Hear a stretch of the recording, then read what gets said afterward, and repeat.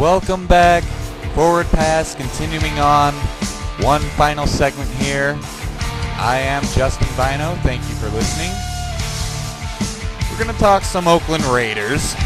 We're going to talk some Tim Tebow. We're going to preview Monday night's game. We're going to talk about concussion issues currently facing the NFL. Sanctions that are about to come down. But first, we're going to take you around the league with all the scores and stats from yesterday's games. We'll start first with San Diego, St. Louis. Sam Bradford, 18 of 31 for 198 yards and a touchdown. Steven Jackson, 29 carries for 109 yards and a touchdown. Phillip Rivers, 22 of 37 for 249, a touchdown and a pick. And the Chargers could not get anything going on the ground. Final score, Rams 20, San Diego 17. St. Louis manages to hold on. Baltimore and New England. Game ended in overtime, 23-20, New England. Grr. Let's move on. Joe Flacco, 27 of 35, 285 yards, 2 touchdowns. Ray Rice, Baltimore had a little trouble on the ground yesterday. Ray Rice, 28 carries, only had 88 yards. His longest, 8 yards. Tom Brady, 27 of 44 for 292, 1 touchdown but 2 picks. And that 1 touchdown went to the returning Deion Branch. 9 receptions for 98 yards. Patriots also can't get anything going on the ground. Game goes to overtime. Tom Brady and the Patriots wind up pulling out the wind, much to my dismay. Detroit traveling to New York to take on the Giants, and didn't have themselves a bad day. Of course, New York won 28-20, but the real story for Detroit at quarterback.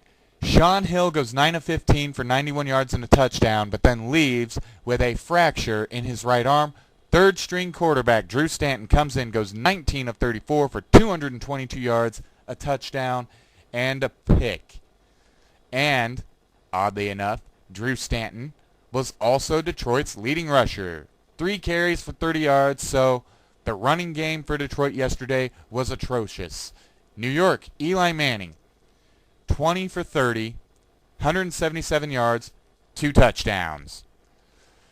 On the ground for New York, Ahmad Bradshaw, 19 carries, a $133. His longest was 45 yards.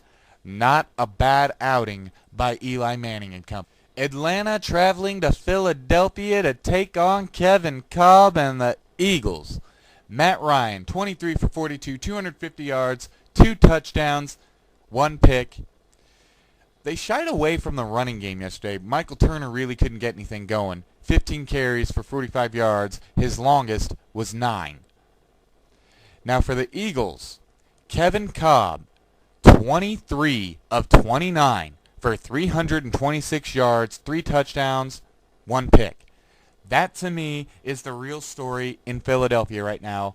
Michael Vick should be back. He should be healthy anytime. Now Kevin Kolb is the one lighting up the scoreboard. And once again, Andy Reid's got a tough decision to make. But you gotta love, as an NFL head coach, you gotta love having 2 quarterbacks that can go out there and win for you. Other scores, we have Seattle over Chicago at Soldier Field, 23-20. New Orleans at Tampa absolutely clobbered the Bucs, 31-6. The New York Jets hang on in a tight one to beat the Denver Broncos, 24-20. Indianapolis barely squeaks by the Washington Redskins, 27-24. But the next game I want to talk about, gotta get into some Raider talk. The Oakland Raiders failed to defeat the 0-5 San Francisco 49ers. Let's take a look here. Jason Campbell, 8 for 21 for 83 yards, 2 picks. Raiders also couldn't get anything going on the ground. Michael Bush, 20 carries, 47 yards. For the Niners, Alex Smith, 16 of 33, 196 yards, 2 touchdowns. But what is going on out in Oakland? Comment from the Facebook page. Michael Smith. The Raiders couldn't even beat the 0-5 Niners. No first-round pick next draft. They have many more 5-11 seasons ahead of them. It's hard to argue that point. Hey, the Raiders are who we thought they were. They're still the Oakland Raiders. And, hey, Mike has said it to me personally, and this is the way a lot of Raiders fans feel. The only way that franchise is ever going to get any better is if Al Davis croaks or just sells the team. He's not selling the team. So I think the Raider Nation is going to be spending the next 5 or 6 years praying, waiting, hoping for Crazy Al to die. Let's get back to that Broncos-Jets game, though. Doesn't matter who won or lost. Doesn't matter that, well, hey, Kyle Orton's playing like John Elway. The only thing that came out of that game that mattered was the day that everybody's favorite young man had.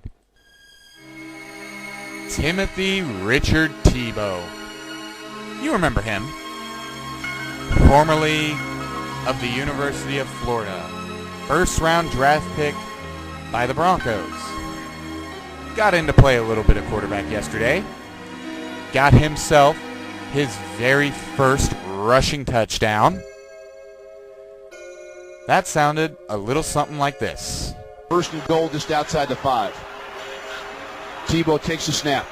Tries to run it, steps outside. Tim Tebow is going to have his first NFL touchdown.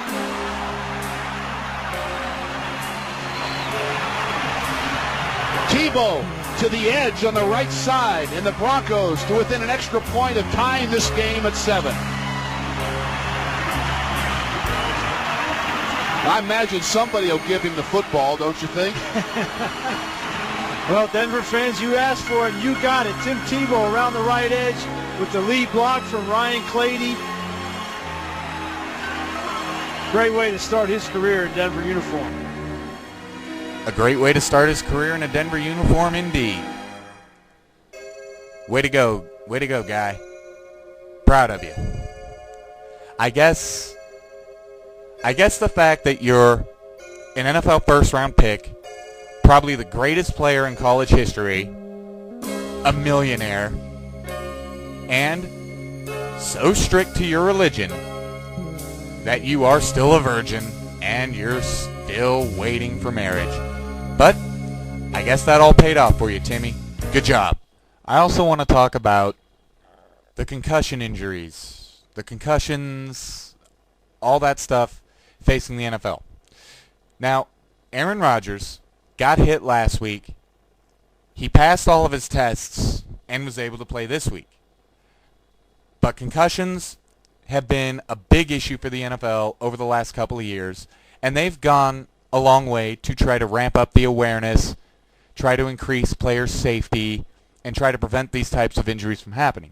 Now, I think it really started on opening day of the 2006 season right here in Kansas City when Ronald Gathers got that helmet-to-helmet hit on Trent Green after Trent Green had already slid to the ground. Basically killed the play himself, taking himself out of the play.